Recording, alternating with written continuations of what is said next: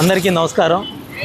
ఈరోజు పల్నాడు జిల్లా ఎస్పీ గారు అయినటువంటి మా ఎస్పీ గారు కృష్ణారావు ఐపీఎస్ గారి ఆదేశాల మేరకు నరసరాపేట డిఎస్పీ గారు అయిన హనుమంతరావు గారి ఆధ్వర్యంలో సుమారు 100 మంది పోలీసులతో ఈ టౌన్లో ఎక్స్క్లూజివ్గా హెల్మెట్లెస్ వెహికల్స్ మీద ఒక స్పెషల్ డ్రైవ్ అనేది కండక్ట్ చేయడం జరుగుతూ ఉంది. దీనికి ముఖ్య కారణం ఏంటంటే ప్రతిరోజు రెగ్యులర్గా యాక్సిడెంట్స్ జరగటం, ఈ యాక్సిడెంట్స్ జరిగి డెత్స్ జరగటం విపరీతంగా జరుగుతూ ఉన్నాయి. వీటిల్లో అన్నీ అబ్జర్వ్ చేస్తే ప్రధానమైన కారణం వెహికల్స్ మీద డ్రైవ్ చేసే డ్రైవర్స్ వితౌట్ హెల్మెట్స్ డ్రైవ్ చేయటమే ప్రధాన కారణంగా ఉంది. సో అటువంటి వాళ్ళలో అవేర్నెస్ కలిపియాలి అనే ఒక ముఖ్య ఉద్దేశంతో ఈరోజు మా డిఎస్పీ గారి ఆధ్వర్యంలో మేము 100 మంది కలిసి ఈ ఆర్యూబీ సెంటర్ నుంచి క్లాక్ టవరు ఫస్ట్ గేట్ వరకు గ్రూప్స్గా విడిపోయి అందరం కూడా ఎక్స్క్లూజివ్గా ఈ హెల్మెట్లెస్ వెహికల్స్ మీద స్పెషల్ డ్రైవ్ అనేది చేస్తున్నాం.